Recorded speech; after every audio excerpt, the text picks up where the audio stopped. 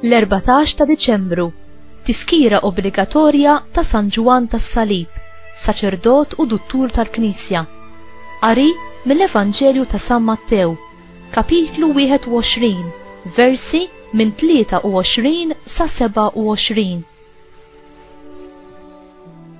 F'dak iż-żmien Ġesu daħal fit-tempju u waqt li kien qiegħed jgħallem resqu fuqu l-qassisin il-kbar u x-xjugħ tal-poplu u qalulu: Int, bliema seta' qiegħed tagħmel dan kollu, u min tagħilek din is-seta'?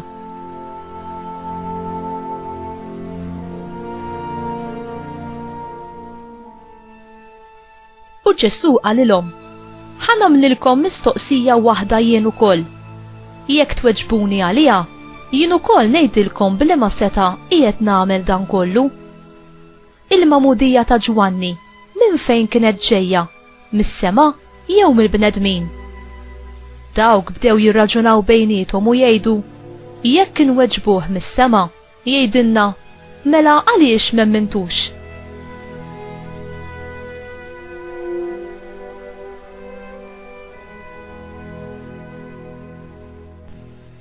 U jekk ngħidulu mill-bnedmin, nibżgħu min-nies, għax lil Ġwanni kulħadd isommu bi profeta. Imbagħad wieġbu lil Ġesu u qalulu: ma nafux. U hu qalilhom: mela anqas jien ma ngħidilkom bliema seta' qiegħed nagħmel dan.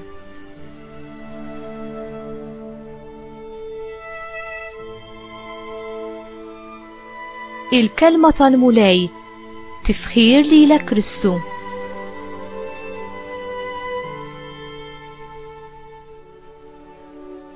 Inti lest li tixed għal-verità akkost ta' kollox, akkost ta' kull sagrifiċċju, jew tfittex it-triq il-faċli?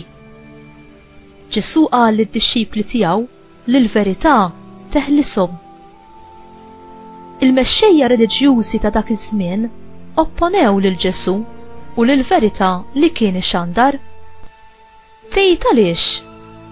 Forsi għax beżaw min-nies? Jew beżaw jagħtu tifħir lill-Alla u jixtu għall-verità?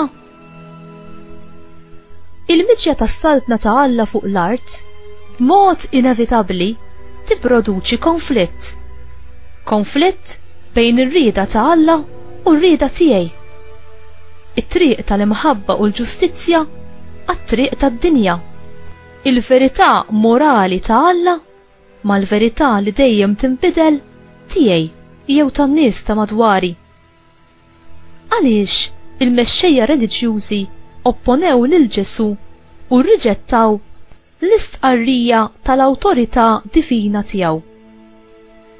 Il-viżjoni tagħhom ta' reliġjon ma kienx taqbel mal-kelma ta' Alla, għaliex qalbhom kienet tfittex biss il-qlieħ personali milli il-verità u s-sottomissjoni għal pjan ta' Alla u l-pjan tiegħu għal ħajjithom.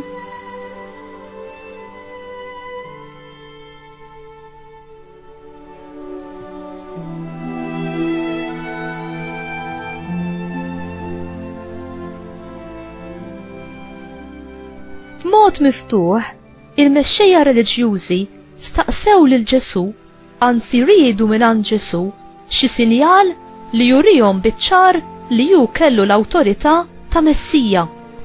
Li kieku Ġesu qal li l-awtorità tiegħu kienet divina, jiġifieri mis-sema, huma kienu jakkużawh li kien qed jikdeb jew li kien qed jidaj. Li kieku dan għamlu min jeddu, huma setgħu wkoll ikollhom provi biżżejjed biex jarrestawh bħala dak li qed jagħmel ħafna ħsara. Ġesu li jaraf il-pjan tagħhom biex jaqbduh f'nassa ipoġġilhom mistoqsija biex jagħmel ir-risposta tagħha kundizzjoni għar-risposta tiegħu. Li kieku aċċettaw il-ħidma ta' Ġwanni bħala waħda divina, huma kienu riedu jaċċettaw ukoll lil Ġesu bħala l-Messija, għaliex Ġwanni ġie propju biex xandar lilu. Għalhekk huma ħarbu minn mistoqsija għax ma kinux lesti li affaċċaw il-verità. Huma ma ċċettawx lil Battista u lanqas ridu jaċċettaw lil Ġesu bħala il-Messija tagħhom. U inti, aċċettajtu lil Ġesu f'ħajtek jew aħjar qiegħda tgħix jew qiegħed tgħix skont it-tagħlim tiegħu?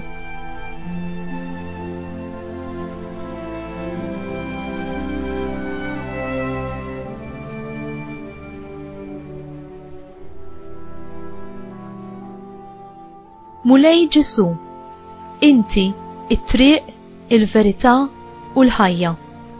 Għamel li d-dawl tiegħek jiddi f'qalbi u f'moħħi, ħalli jiena naraf dejjem iżjed il-verità tiegħek bħala l-unika triq li fuqha għandi nfassal ħajti. Għażiża Marija, int li mhux biss smajt mill-kelma ta' ibnek imma wettaqta bil-ħajja kollha tiegħek, itlob għalija biex jien ukoll naraf dejjem iżjed ir-rieda ta' Alla f'ħajti u nsib il-ferħ u l-libertà fil-waqt li jien nwettaqa. Amen.